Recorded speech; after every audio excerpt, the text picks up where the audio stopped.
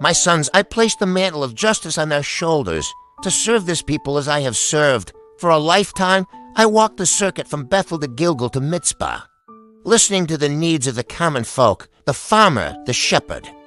The widow under a simple oak tree, they found a fair hearing. Their faces, filled with trust and relief, were my greatest reward. But the legacy I hoped to leave was not the one they would inherit.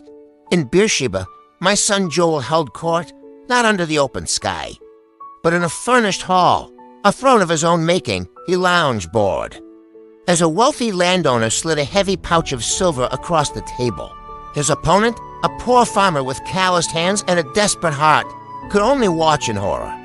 With a slight nod from my son, guards dragged the farmer away, his pleas for justice echoing unanswered. The landowner smirked, his victory secured by coin. In another city, my other son, Abijah, did the same.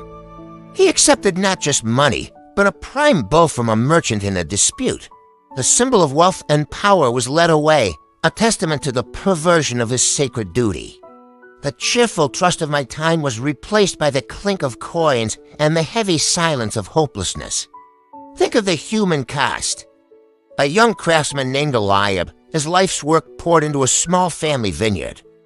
He stood before Joel, his case clear, his cause just. But a rival's bribes spoke louder than truth. I see his face now the moment he realized he had lost everything.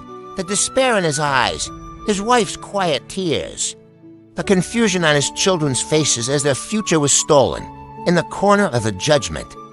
Oh, the scroll of the law, the Torah, lay ignored, gathering dust. The foundation of our nation was cracking under the weight of my son's greed. Words spread like a plague. From every tribe, the elders began to gather, their faces, once familiar and friendly, were now lined with worry and anger. They journeyed to Ramah, to hushed. Furious tones carrying stories of injustice and bribery, they stood before me. A delegation of a betrayed people. Their words were a dagger. You are old, they said, and your sons do not walk in your ways. Now appoint a king to lead us, like all the other nations have. The demand was not just a personal insult, it was a crisis of faith. They were rejecting the very foundation of our nation, the belief that God alone was our king. My heart broke, not just for my failure as a father, but for their loss of faith. That night, in the quiet darkness, I prayed, and a voice, resonant and clear, answered. Listen to them, it said. They have not rejected you, but they have rejected me as their king.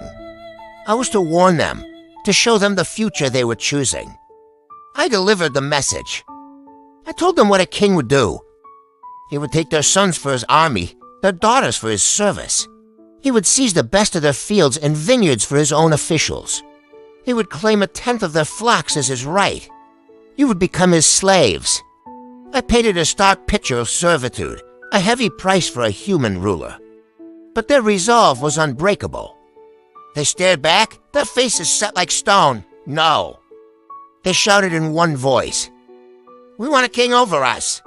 The desire for a quick fix, a powerful man to solve their problems, had completely overshadowed the warning.